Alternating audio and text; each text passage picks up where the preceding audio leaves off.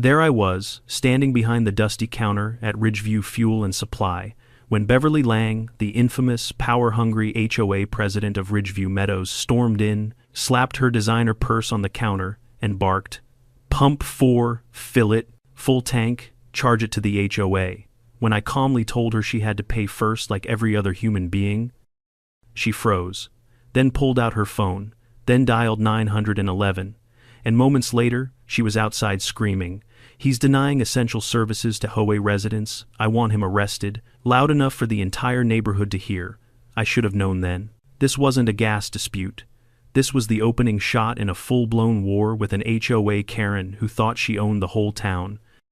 Before we dive into the story, tell me where you're watching from and what time it is there. And if you've ever dealt with a crazy HOA, hit subscribe so you don't miss what happens next. Before I could even process the insanity of being threatened with arrest over 23 gallons of mid-grade gasoline, the day had already begun unraveling in ways I didn't see coming.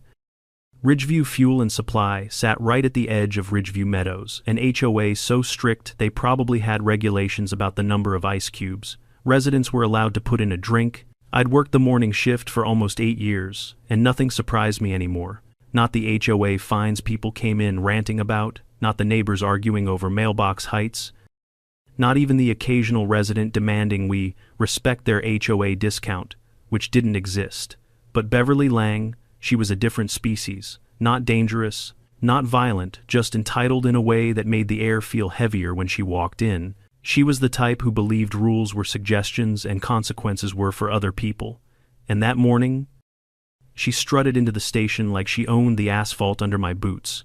Before Beverly arrived, the day had been painfully normal. My coworker and unofficial best friend, Tessa, was behind the coffee counter, attempting to revive a pot of burnt beans by adding yet another scoop. Her solution to everything? She wore her Ridgeview Fuel apron, like a warrior's armor, and she had the rare gift of turning every customer interaction into comedic commentary, whispered under her breath. "Mark," she said, leaning out from behind the racks of sugary snacks, "I can smell HOA trouble in the wind." "You're imagining things," I muttered, stalking the gum display. Tessa raised an eyebrow.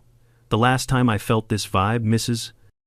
Hartley tried to return a hot dog because it looked at her funny. "I'm telling you, Thursdays attract chaos." She wasn't wrong.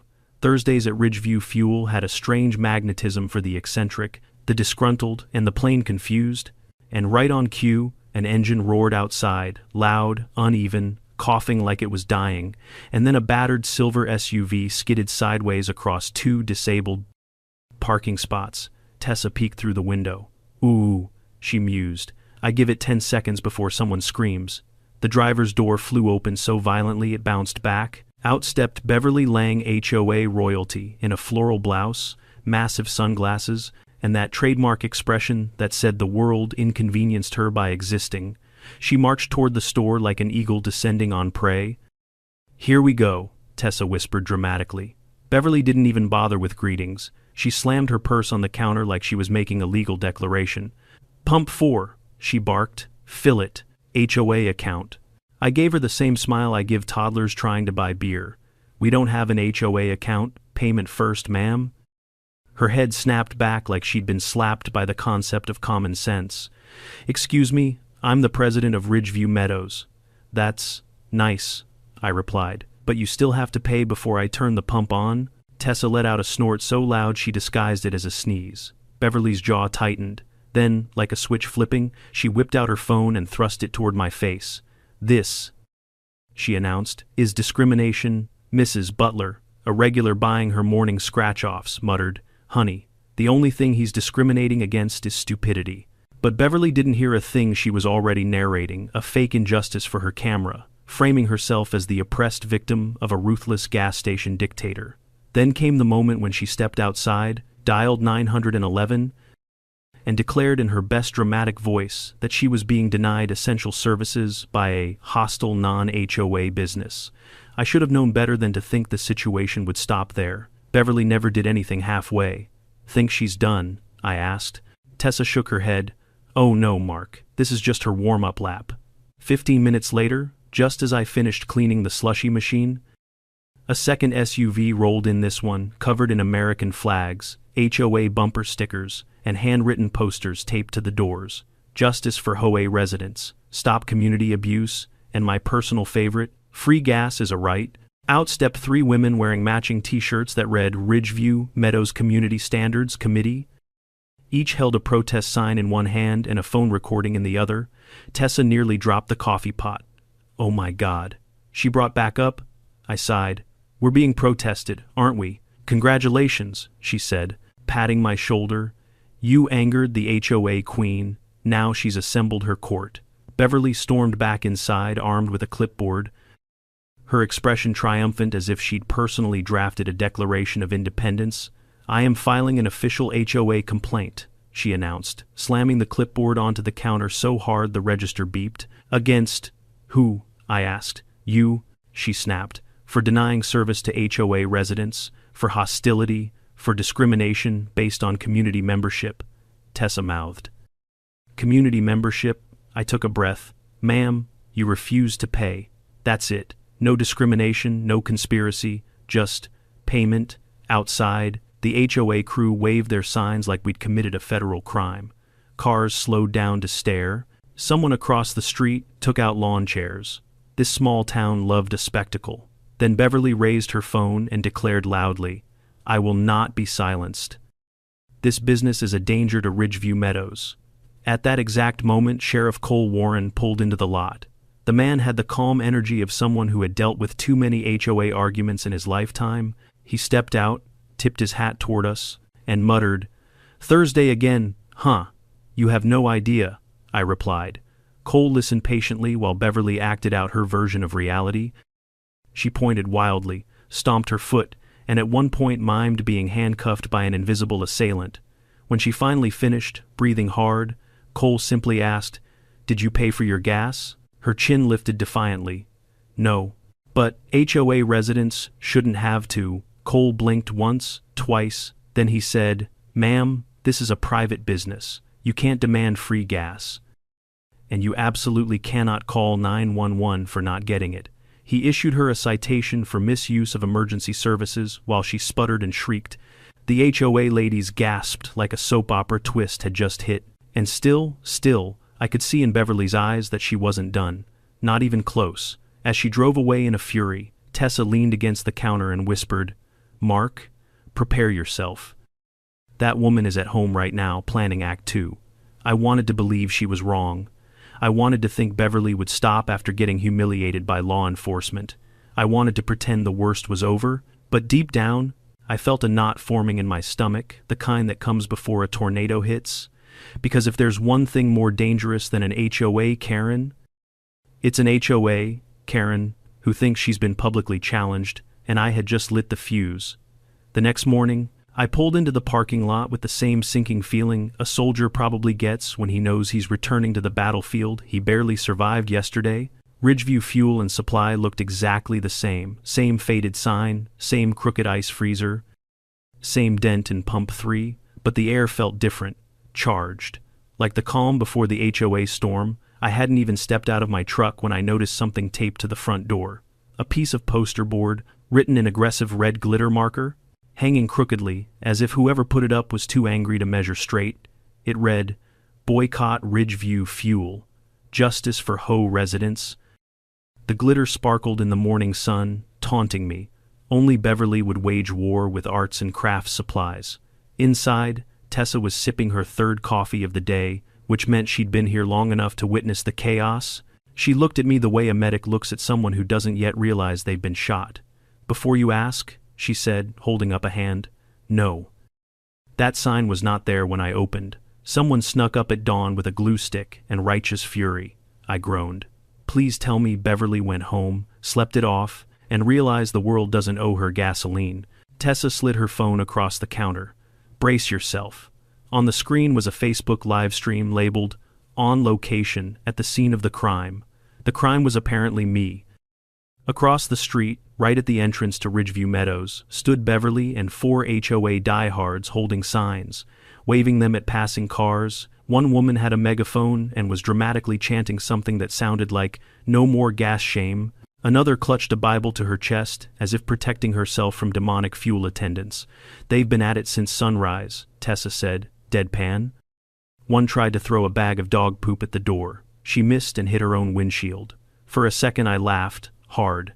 Because honestly, this was too ridiculous. But the humor evaporated quickly. There were already dozens of shares, comments, and angry face reactions under the live stream.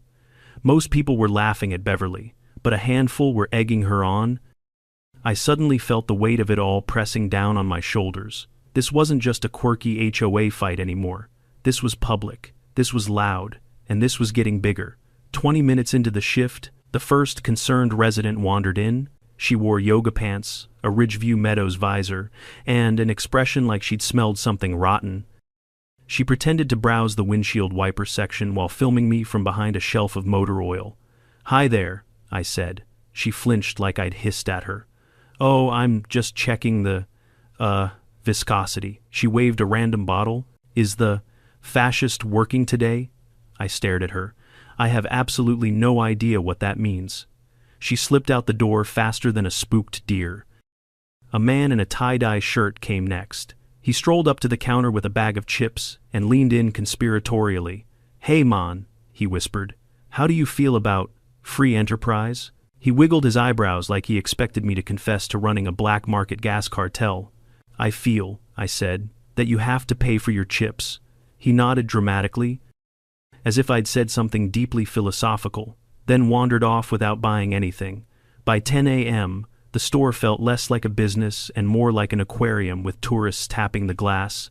Every customer recorded something. Some wanted a fight, some wanted proof I wasn't the monster, Beverly claimed, and some just wanted to be part of the drama.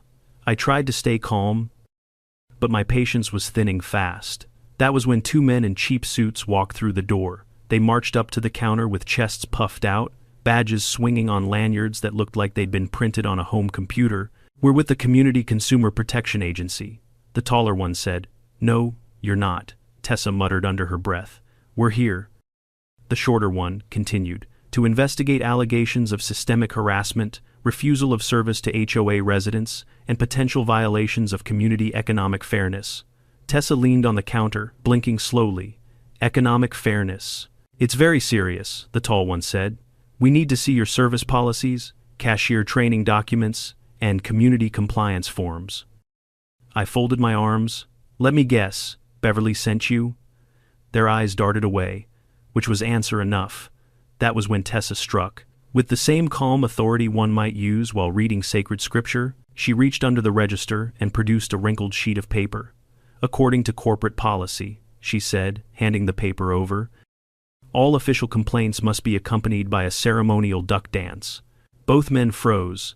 "A what? A duck dance?" she repeated seriously.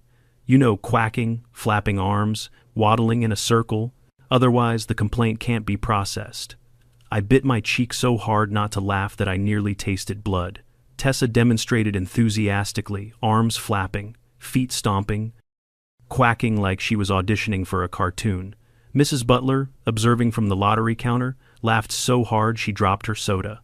The two investigators stared at each other, mortified. Then they muttered something about checking with their supervisor and scrambled out the door like raccoons fleeing a flashlight. For one glorious moment, the store was quiet again.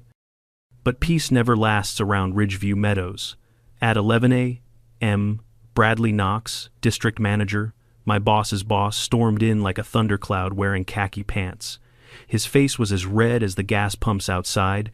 He slapped a stack of printed emails onto the counter. "What the hell is going on, Mark?" he barked. "The Chamber of Commerce called me. My insurance agent called me. And now I've got HOA board members demanding a meeting. This station is trending on the town Facebook page. Trending, Mark." I took a breath and explained everything calmly. How Beverly had demanded free gas, how she'd called the cops, how she'd staged a protest, how she unleashed fake investigators like we were living in some dystopian HOA dictatorship. Bradley didn't care about details. He cared about numbers, reputation, revenue. "You fix this," he snapped, "or I suspend you until it blows over." His words hit me like a punch to the ribs. Suspend me. Over Beverly's tantrum, I clenched my jaw, trying to keep my voice steady. So you want me to bow to the HOA and fuel their cars for free? I want the drama gone, he said. I don't care how. He walked out without waiting for my response. The door slammed so hard, a shelf of beef jerky shook. I sat behind the counter and exhaled slowly. My hands were trembling not from fear, but from a new fire building in my chest. This is insane, I whispered. Tessa sat beside me on the little step behind the counter, sipping her coffee like this was all part of the Thursday routine. You know, she said thoughtfully, if Beverly wants war, maybe it's time we stop playing defense. I looked at her. What do you mean? Not pranks, not yelling, something smarter? She tapped her temple. We expose her, everything, her lies, her misuse of authority, her abuse of HOA power. We let the whole town see the truth. I shook my head. Beverly controls the HOA. She has a cult following. Tessa grinned. But I have something she doesn't. What's that? A cousin who works in the mayor's office? I blinked. The mayor, as in the mayor of Cedar Ridge. She nodded. And he owes me a favor. Part of me knew this was madness. The other part, the part that had been humiliated, threatened, filmed, and nearly suspended, was ready to fight back. Tessa leaned closer. Tonight, we gather everything. Security camera footage, the 911 transcript, screenshots from HOA groups, and tomorrow. What happens tomorrow? She smiled like a strategist, preparing to flip a kingdom.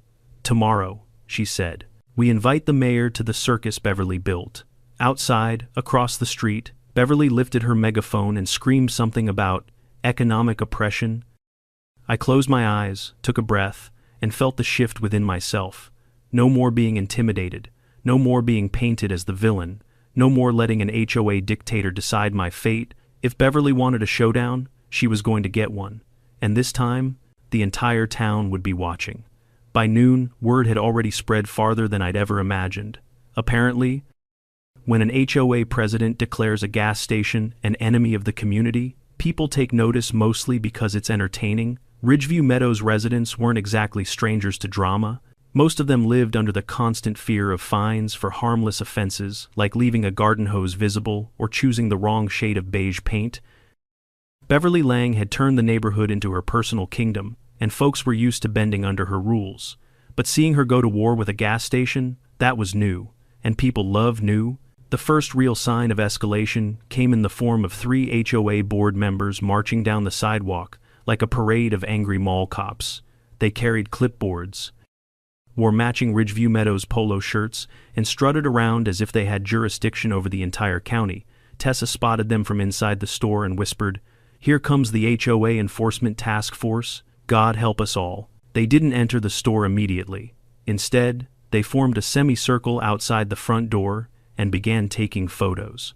Photos of the pumps, photos of the trash cans, photos of the security cameras, photos of me, through the glass, as if capturing images of a dangerous wild animal. Tessa waved joyfully at them. They didn't wave back. Finally, one of them, a man with an unfortunate mustache that looked like it had been drawn on with a marker, stepped inside.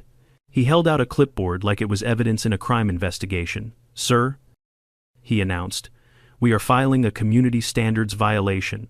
I blinked. "Against who?" "Against you," he said triumphantly, "for refusing service to residents of Ridgeview Meadows."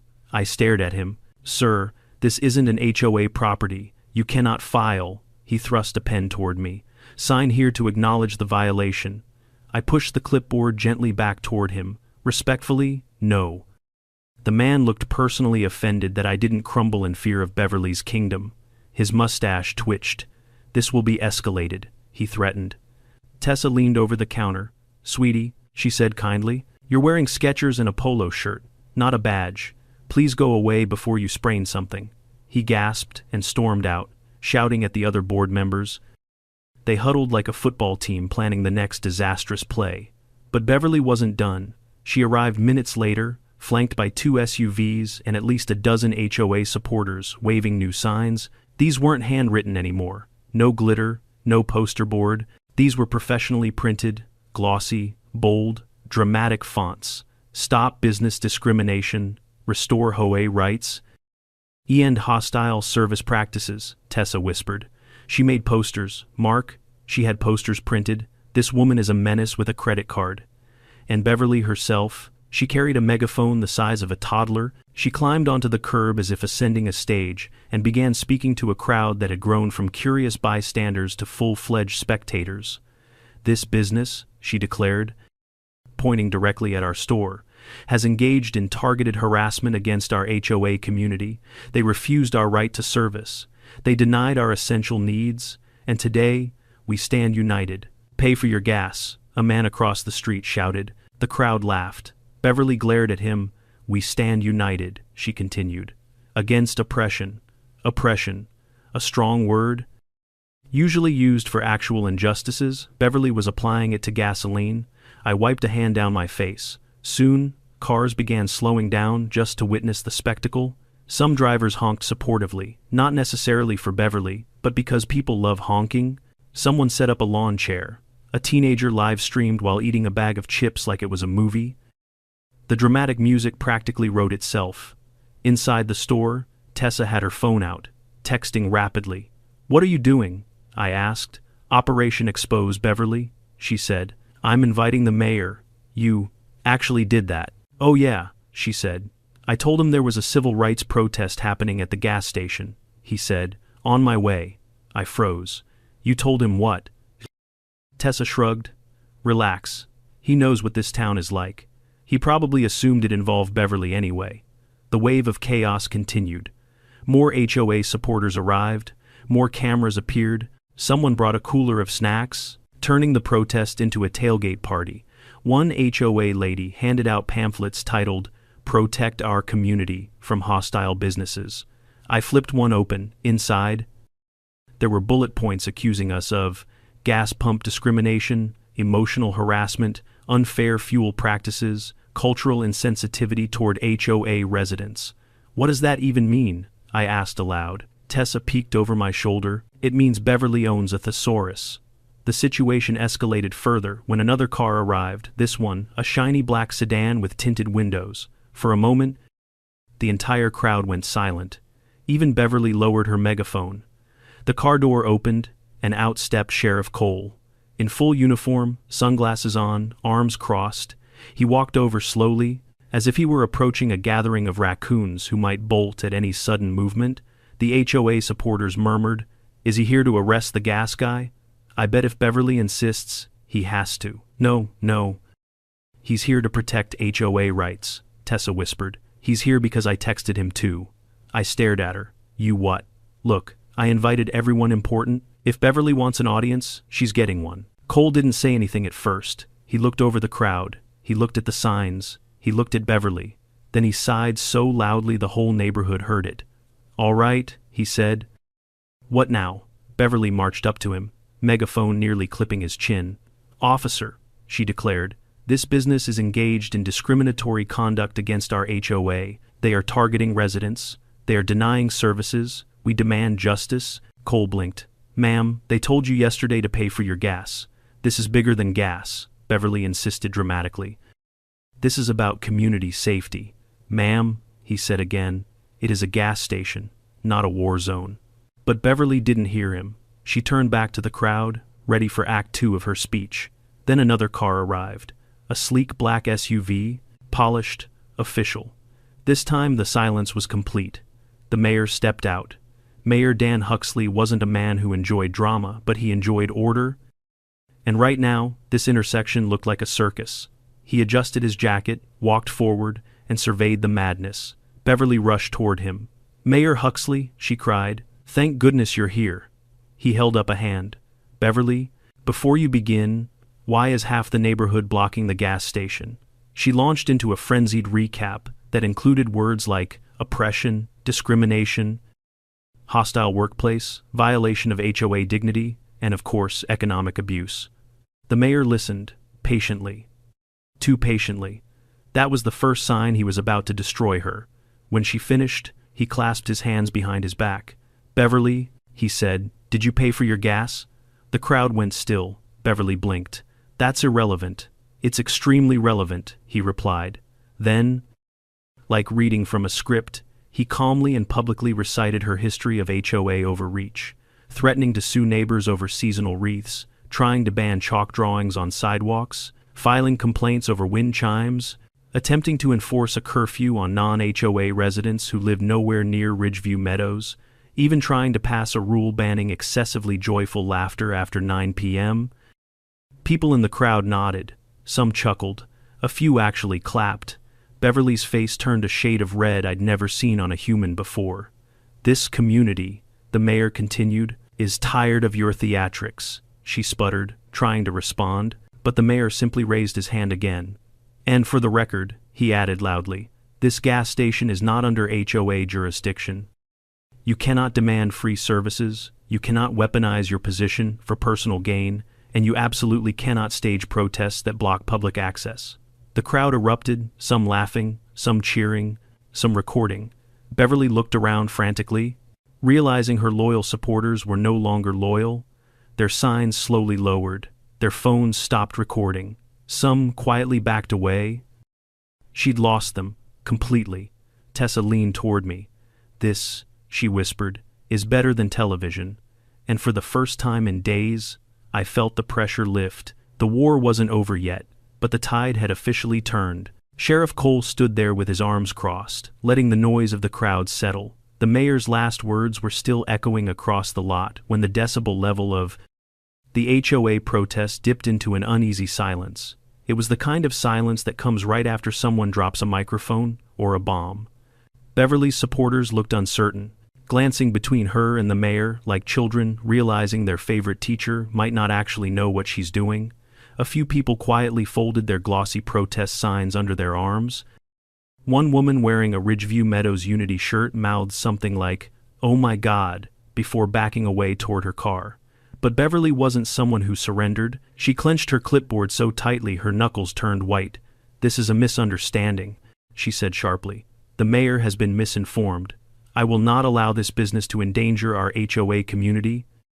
The mayor rubbed his temples as if he suddenly remembered he had more important things to do, like literally anything else. "Beverly," he said with a tired sigh, "please don't make this worse." But she was already marching back toward the crowd. Megaphone raised. "Everyone stay strong," she shouted. "We have rights, and I will not be bullied by." That was when a man in a lawn chair yelled, "Lady, go home." The crowd laughed. It wasn't cruel laughter, not yet, but it was enough to crack her confidence, enough to rattle her. The shift in energy was immediate and obvious. A few HOA board members stepped back, someone lowered their phone. A couple of kids sitting on bikes whispered to each other and pointed at her with wide, amused eyes. It wasn't a protest anymore. It was a spectacle. Inside the store, Tessa whispered, "Okay, that's the beginning of the end. Watch this." She was right. The mayor turned to Sheriff Cole. "Do we need to clear this area?" Cole nodded. "We do. They're blocking access to a business and impeding traffic.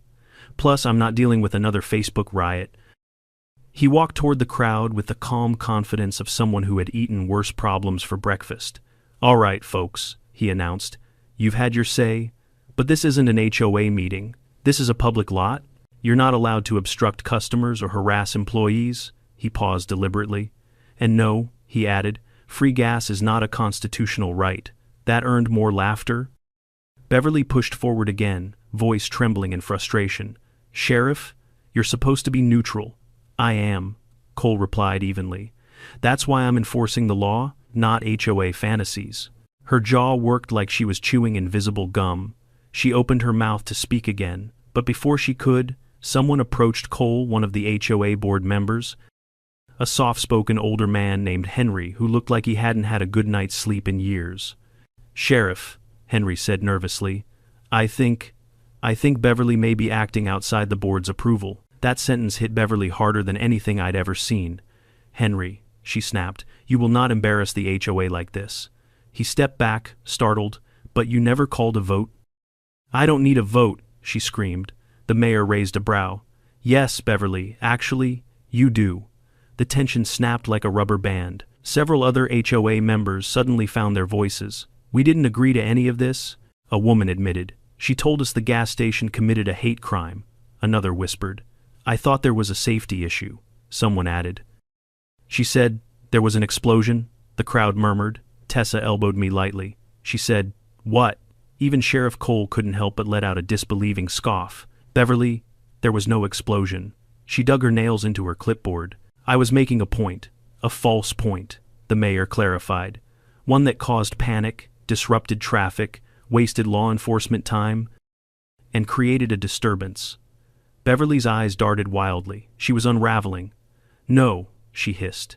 No, this is not how this ends. You don't get to embarrass me. I am the HOA president. I represent this community. That was when Henry stepped forward again, this time with surprising courage. No, he said firmly. You represent yourself, you act without us, you misuse funds, you start fights with businesses, you fine people for having the wrong colored bird feeder. She fined me, someone in the crowd shouted, for drying towels on my own porch. She fined me, another added, for leaving my garage door open for 14 minutes. The murmurs rose into open complaints. The momentum was shifting fast. Beverly was losing control of her own army. She tried to climb onto a nearby bench to regain height and authority, but it only made her look more unstable. Listen to me, she screamed, but nobody did. Phones were out, people were recording, laughing, whispering, watching her meltdown unfold like a season finale of HOA Housewives, and then the moment Tessa had been waiting for, Cole calmly said, Beverly Lang, based on your misuse of emergency services yesterday and your continued obstruction today, I'm issuing you a second citation. The crowd gasped. Beverly nearly toppled off the bench. You can't, she stammered. This is political retaliation? No, Cole corrected. This is consequences. As he wrote the citation, Beverly's breathing grew erratic. She looked around desperately for support, any support, but all she saw were faces avoiding her eyes. Her clipboard slipped from her hands and clattered onto the pavement. I will sue all of you, she whispered. Every single person here, you'll regret this. Nobody replied. Instead, the mayor turned toward the gas station and said in full view of everyone, for the record, this business did nothing wrong. They followed the law. They treated a customer like they treat everyone else. And Beverly's behavior is unacceptable. When he said it out loud, publicly, it felt like a boulder lifting off my chest. For the first time since this nightmare began, I felt vindicated. Tessa pumped her fist in the air behind the counter. Yes, the mayor is our new mascot. But the finale wasn't over yet. As Cole handed Beverly the citation, Henry cleared his throat and spoke loud enough for the crowd to hear.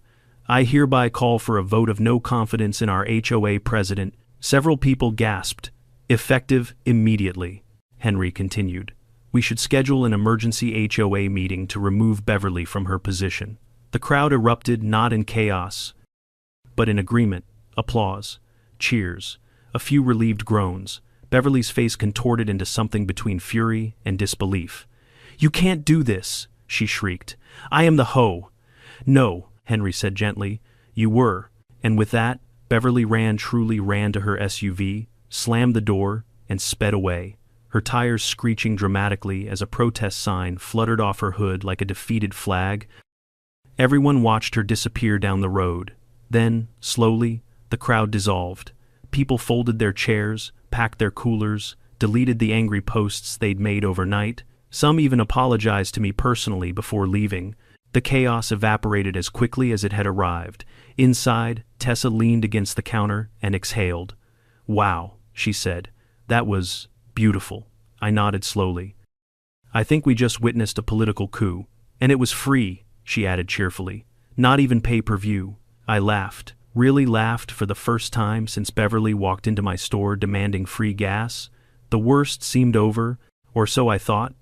The parking lot slowly returned to normal after Beverly's dramatic retreat, but the emotional whiplash still rattled through my chest. One moment, I was bracing for an HOA-led civil war. The next, the mayor himself had publicly declared my innocence while the entire neighborhood turned on their own president. It felt surreal, like watching a building collapse in slow motion, except the building was Beverly's ego. Tessa wandered outside to pull down the crooked glitter sign still taped to our window. She held it up, amused.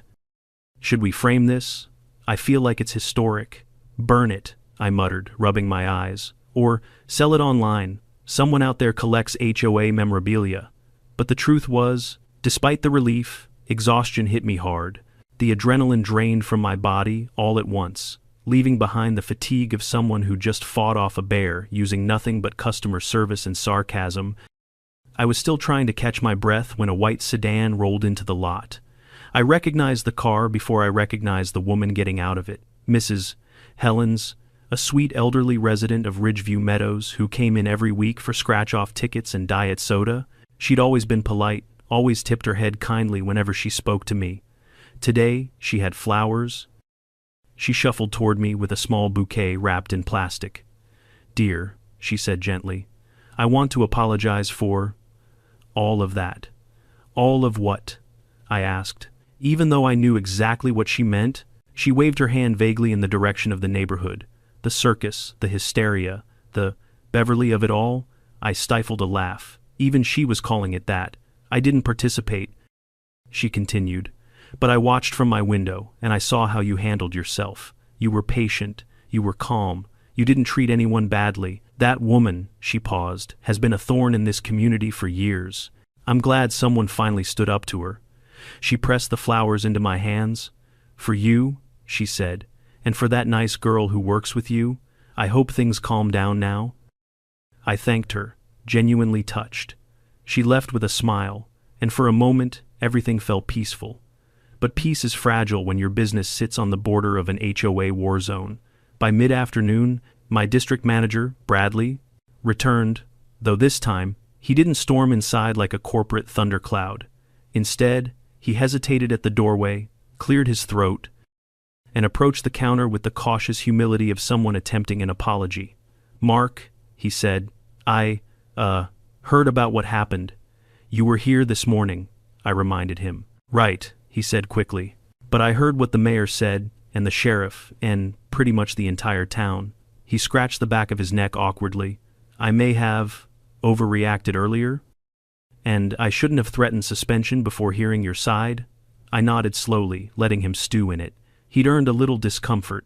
"As a gesture of goodwill," he continued, sliding an envelope onto the counter, "the company wants to offer you a bonus for maintaining professionalism during a public incident.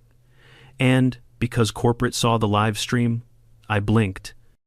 "Corporate saw the live stream. Oh yeah," he sighed. "It's trending on the local subreddit too." I didn't know whether to laugh or cry. Before he left, Bradley added, "Good job, Mark, really. Not everyone could have handled that mess." It wasn't the warmest apology ever, but in Bradley speak, it was practically a sonnet. Tessa elbowed me as soon as he walked out. "Look at you," she whispered. "Hero of the working class, champion of the gas pumps, slayer of HOA tyrants." "Shut up," I said, though I couldn't stop smiling. We thought that would be the end of the chaos, a resolution, a satisfying conclusion, a roll of credits. But of course, life never wraps itself neatly. Around 4 p.m., a group of Ridgeview Meadows residents entered the store, not with anger, or cameras, or signs, but with relief. They thanked me. They apologized for Beverly. They bought snacks. It seemed like the whole neighborhood had collectively exhaled. Until the last resident stepped inside. He was tall, thin, and wore a suit that was too formal for a gas station visit. His shoes were polished, his hair slicked back. He introduced himself with a sharp handshake. "I'm Richard Lawson," he said, "the interim president of the Ridgeview Meadows HOA." My heart stopped. "Interim what now? President?" he repeated. "Beverly was removed during an emergency board meeting this afternoon," Tessa gasped. "They actually voted her out," he nodded. "We've been needing to do it for a long time. Your incident was simply the final straw." He reached into his briefcase and pulled out a letter, professional, embossed, official-looking. "We drafted this apology on behalf of the entire HOA. We also want to assure you that no resident should ever expect special treatment, free services, or anything outside the bounds of normal business practice." I took the letter slowly, still stunned. "And," he added, lowering his voice, "we will be conducting a full audit of Beverly's actions, including her misuse of HOA funds. There may be consequences." "Oh, there will be," Tessa muttered. Richard offered one last handshake before leaving. "Thank you for your patience, Mr. Dawson, and your integrity." After he left, Tessa leaned on the counter like she was melting. "I can't believe it," she said breathlessly. You dethroned an HOA Karen? You're like a medieval knight? A legend? The Beverly Slayer? Tessa? I groaned. No, seriously, I feel like we need t-shirts. Despite her teasing, a quiet sense of pride grew in my chest, not because I wanted to be a hero, not because I wanted attention, but because I had stood my ground when it mattered, even though it would have been easier to cave. And it was finally over. Or so we believed. We closed the shop at 8 and stepped outside into the cool evening air. The sunset cast long shadows across the parking lot, and for the first time in 2 days, I felt peace, not the fragile kind, but the real kind. The kind that fills your lungs and settles your mind. Tessa locked the door behind us. You did good, Mark. We did good. I corrected. She smiled. Okay, but I'm taking credit for the duck dance thing. We stood there for a moment, sipping sodas, staring at the quiet road. Then, from far down the street, a pair of headlights appeared. A lone SUV, slow, creeping. My entire body stiffened. No, I whispered.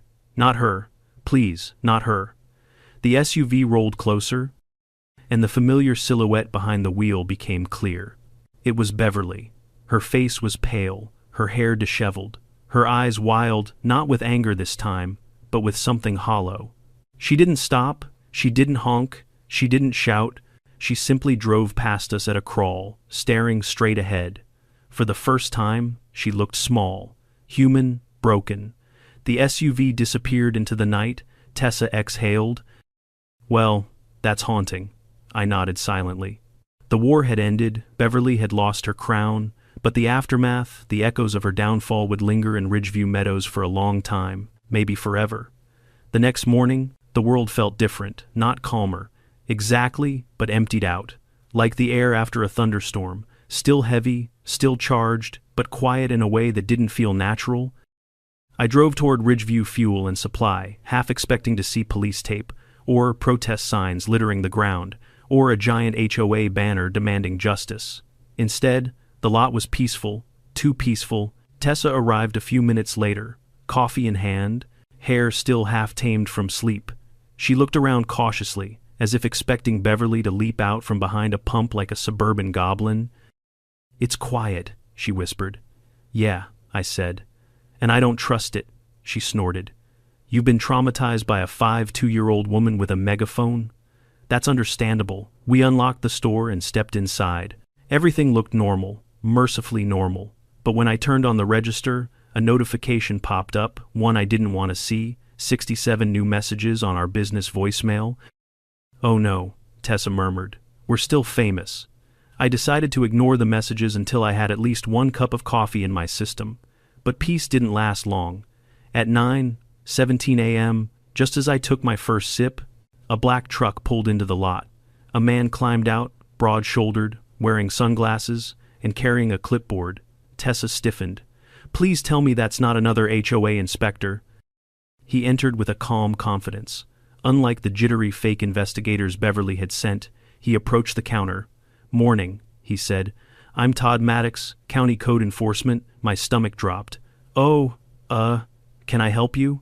We received several complaints filed yesterday regarding your business, he said, flipping through his clipboard. Allegations of unsafe practices, structural negligence, and non-compliance with community ordinances. Tessa groaned loudly. Beverly, it's Beverly again. The ghost of HOA past has risen. Todd gave a sympathetic nod. I figured half the town has already called to warn us she was on a rampage, but I still have to check the reports. Go ahead, I said, resigned. He walked the store, inspected the pumps, checked the fire extinguishers, glanced over our posted permits, and looked slightly confused when he opened the supply closet and found nothing but paper towels and a lonely mop. After 30 minutes, he returned to the counter. Well, he said, clearing his throat, I'm happy to report that this is the most compliant gas station I've inspected in 2 years. I blinked. Seriously? Oh yeah, he chuckled. I've had stations where the fire suppression system was held together with duct tape. You guys are practically textbook perfect. Relief washed through me. Todd leaned in, lowering his voice. Between you and me, Mark, we're used to Beverly. We get at least 1 false complaint a month. She once tried to report a swing set as an unlicensed structure. That tracks? Tessa mumbled. I'll close the case, Todd said. No violations, no fines, and if she files anything else, I'll redirect it straight to the HOA board. He gave a friendly wave and left. The moment the door closed, Tessa burst into laughter. The woman has officially lost her teeth. She can't even weaponize code enforcement anymore. I'll drink to that, I said, raising my coffee. But the universe wasn't done. Not yet. Around noon, a man in his late 40s wearing a Brooks Brothers suit entered the store. He carried a leather briefcase and moved with a kind of polished authority that set off alarm bells in my head. Good afternoon, he said smoothly. My name is Attorney Samuel Trent. I represent the Ridgeview Meadows Homeowners Association. Tessa choked on her gum. They lawyered up. Samuel adjusted his tie. I'm here to discuss the potential civil liabilities stemming from yesterday's events. I stared at him. Civil liabilities? Against who? Me. The business? The HOA board is evaluating damages to community reputation, he replied, and how the gas station's actions may have contributed. I actually laughed. It came out high-pitched and borderline hysterical. Your client Beverly staged a protest, blocked access to my business, and screamed through a megaphone that we were oppressing her right to gasoline. Samuel nodded calmly. Yes, and she alleges your refusal to provide service ignited the situation. I didn't refuse service, I snapped. I refused free gas. Tessa crossed her arms, stepping closer, and your precious HOA president called 911 because she didn't want to swipe her card. Regardless, Samuel continued, the board is obligated to explore all avenues. I felt the floor tilt beneath me. The relief from earlier evaporated. So, you're suing us, he hesitated. Not exactly. The board is divided. Some members believe Beverly acted alone. Others fear that if no action is taken, she may sue the HOA herself for lack of support. They're trying to decide on the cleanest legal direction. Tessa threw her arms in the air. Unbelievable. She nuked her own HOA, and now she's threatening to sue them. Samuel sighed. I'm not saying she has a case. I'm saying she is. Persistent. He placed a card on the counter. If the HOA decides not to pursue action, you won't hear from me again. But if Beverly pushes her narrative, we may require a statement from you. As he left, Tessa muttered, I swear, Beverly is like glitter. Even when you think you've cleaned it all up, there's always some stuck somewhere. I couldn't help but agree. The afternoon came and went in waves. Some customers came in just to gossip. Some thanked me again. Some wanted selfies as if defeating an HOA tyrant had made me famous. Word spread fast that Beverly had been officially removed as HOA president, and the town was already making memes. Tessa showed me her favorite, Beverly's face photoshopped onto a gas pump with the text, Insert drama to begin. I thought that might be the last of it. But the real twist, the one I never saw coming, showed up at 5:42 p.m. The bell above the door jingled softly. I looked up, already expecting another apology bouquet or a curious resident. Instead, Beverly herself walked in. No sunglasses, no megaphone, no clipboard, no entourage. Just Beverly, small, tense, and strangely quiet. Tessa froze mid-sip of her soda. Beverly approached the counter, eyes tired, shoulders slumped. She looked like someone who hadn't slept since the earth cooled. Mark, she said softly. I blinked. Hi. She swallowed hard. I didn't come to fight. Tessa raised an eyebrow. That would be a first, but Beverly ignored her. Her voice was shaky. I came to apologize. Time stopped. The soda machine hummed in the background. A fly buzzed against the window. Somewhere outside, a car honked. But inside the store, the world held its breath. I lost my position today, she continued. My reputation, my standing, everything I built in that community.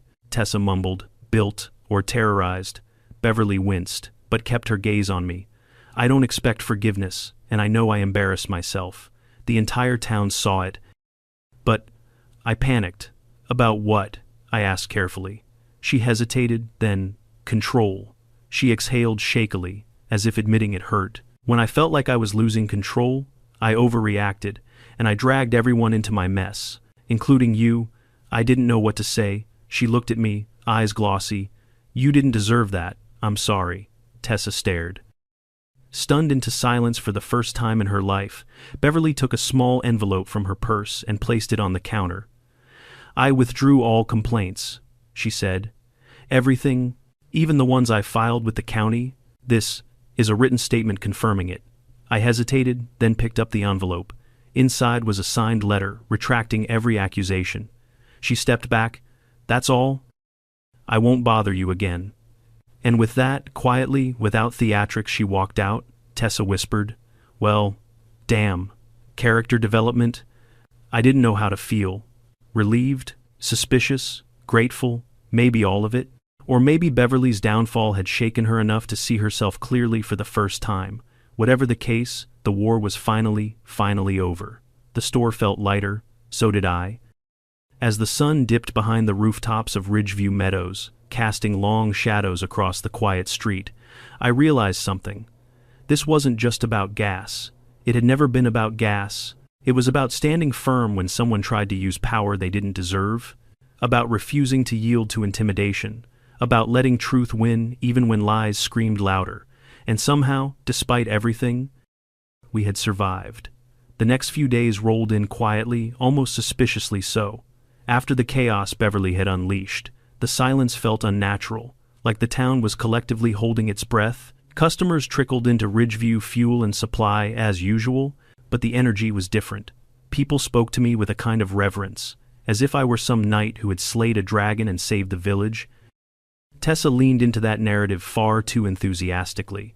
Every time someone brought up the incident, she'd clap me on the back hard enough to bruise and announce, "Yep, that's our Mark, defender of pumps, protector of receipts, the HOA's worst nightmare." I'd roll my eyes, but, truthfully, part of me was proud. I hadn't set out to challenge the HOA or to expose their tyrant queen, or to become a meme on the Cedar Ridge Facebook page. I just wanted to do my job without being arrested for refusing to hand out free gasoline, but something about standing up to someone who had bullied an entire community, it felt good, right, long overdue. Still, I kept waiting for the other shoe to drop, for another complaint, another protest, another SUV, covered in handmade posters. Trauma does strange things to a man. By the fourth day, when nothing catastrophic had happened, I finally allowed myself to breathe. Life settled into a rhythm again. The pumps hummed, the slushy machine groaned. A trucker bought 3 hot dogs and an energy drink, and somehow didn't die on the spot. Everything made sense again. But there was still one last thread in this story that needed tying. And it found me sooner than I expected. Late afternoon sunlight slanted through the store windows, casting warm gold across the counter. Tessa was rearranging the candy display, mostly because she liked to eat the rejects, when the bell above the door jingled. It was Richard Lawson, the new interim HOA president. This time, he wasn't in a business suit. He wore jeans and a polo shirt, like a man who was finally free from the tyranny of mandatory professionalism. "Mark," he said, offering a friendly nod. "Mind if I talk to you for a moment?" I stepped aside. "Sure. Everything okay?" "Actually, better than okay," he smiled. "We held a formal vote last night. Beverly is permanently removed. No appeal, no loopholes, no second chances." Tessa clapped once. "I'd like to thank the Academy," Richard continued, pretending not to hear her. "We're also revising several HOA bylaws to prevent abuses of power like the ones she committed. Transparency measures, audit requirements, limits on unilateral decisions, the works." "That's good," I said honestly. "The neighborhood will be better off." He nodded, then hesitated. "There's more. We found things." My stomach tightened. "What kind of things?" He lowered his voice. "Emails, misuse of HOA funds, personal expenses charged to community accounts, unauthorized fines, misleading statements in official documents. It's a long list." I exhaled. "I'm guessing the HOA isn't ignoring it." "Definitely not," he said. "The board is moving forward with legal action. We're working with the city attorney, and," he placed a stack of papers on the counter, "we're clearing your name completely." "Was it unclear?" Tessa scoffed. Richard shook his head. "Not anymore. This is the official record of our investigation. It states that you did nothing wrong, that Beverly acted alone, and that her accusations were false." He slid the paperwork toward me. "Professional, stamped, signed by every board member. For the first time since this nightmare began, I felt the weight truly, completely lift. "Thanks," I said, and meant it. "Really," Richard smiled. "If the neighborhood gives you trouble again, call me directly. I want Ridgeview Meadows to be known for more than, well, Beverly." "She's going to haunt the place forever," Tessa muttered. Richard chuckled. "Probably, but we'll deal with it." He waved goodbye and left. As soon as the door shut, Tessa spun toward me. "Dude, you're a freaking legend." I shook my head. "I'm a guy who almost lost his job because someone demanded free gas." "A legend," she repeated, poking my chest, "with paperwork to prove it." We laughed, and for the first time, it didn't feel like relief. It felt like victory. But the story wasn't truly finished until the universe offered its closing scene. And that moment arrived that same evening. The sun dipped behind the ridgeline, turning the sky a deep orange. We stepped outside to take a break, sodas in hand, watching the road settle into twilight. The day had been calm, the kind of calm that lets your nerves finally unclench. Then a car approached. Slowly, carefully. A beige sedan with a dented bumper. Tessa whispered, "Is it?" "No," I said instinctively. "It can't be." But it was. The sedan pulled into the lot, hesitated, then parked crookedly. The driver's door opened, and Beverly stepped out. Except she wasn't Beverly the HOA tyrant anymore. No sunglasses, no clipboard, no airs, no armor. She wore a plain sweater and jeans. She moved slowly, as if each step was a negotiation with gravity. Her face wasn't furious. It was tired, hollow, human. I straightened. Tessa tensed beside me. Beverly stopped a few feet away. Her eyes lifted to meet mine. There was no fire in them, only resignation. "I heard," she said quietly, "that the HOA cleared your name." I nodded. "They did." She swallowed. "Good. That's good." Tessa crossed her arms. "So what now? Want to accuse him of stealing your gas molecules from the air?" Beverly flinched. "I'm not here to fight." She took a deep breath. Her voice cracked. "I lost everything. My title, my influence. My home might even be at risk if the board sues me. I spent so long controlling everyone else that I didn't see what I turned into." Silence stretched between us. "I'm sorry, Mark," she whispered. "You didn't deserve any of it, and I don't expect forgiveness. But I needed to say it." She reached into her pocket and pulled out a small card, handwritten, the words shaky but sincere. "I wrote you a proper apology, for everything." She extended the card. I hesitated, then took it. "Thank you," I said quietly. She nodded once, stepped back, and without another word, returned to her car. The engine sputtered, the headlights cut through the dimming light, and she drove away steadier this time. No theatrics, no screeching tires, just a quiet exit from a story that had spun wildly out of control. When the car disappeared over the ridge, Tessa let out a low breath. "Well," she said, "that's one hell of a character arc. She's still responsible for what she did," I murmured. "But maybe she's finally facing it." "Yeah," Tessa agreed. "Better late than never." We stood there for a moment, watching fireflies gather near the fence line. The world felt calm again, genuinely calm. And as I looked at Ridgeview Meadows in the distance, its neatly trimmed hedges glowing in the sunset, I realized something powerful. Sometimes you don't choose your battles. Sometimes they show up in your doorway demanding free gas. But how you stand your ground, that's what defines you. And in this strange, surreal war with an HOA, Karen, for once, the little guy won. Some battles in life don't arrive with warning signs. They show up disguised as an angry customer, a petty rule, or a person convinced the world owes them everything. But what this whole ordeal taught me is simple. You don't have to match someone's chaos to protect your peace. You don't have to bend just because someone shouts louder. Standing firm, calm, steady, and honest can turn the entire tide, even when you feel outnumbered. In the end, truth has a way of rising through the noise. Communities remember integrity, and when someone uses power to bully others, that power eventually collapses under its own weight. So, if you've ever faced your own hoe Karen, remember, you're not alone, and you're stronger than you think. Now I want to hear from you. Have you ever dealt with a crazy HOA or an unreasonable neighbor? Tell me your story below, and don't forget to hit subscribe so you never miss the next wild HOA tale.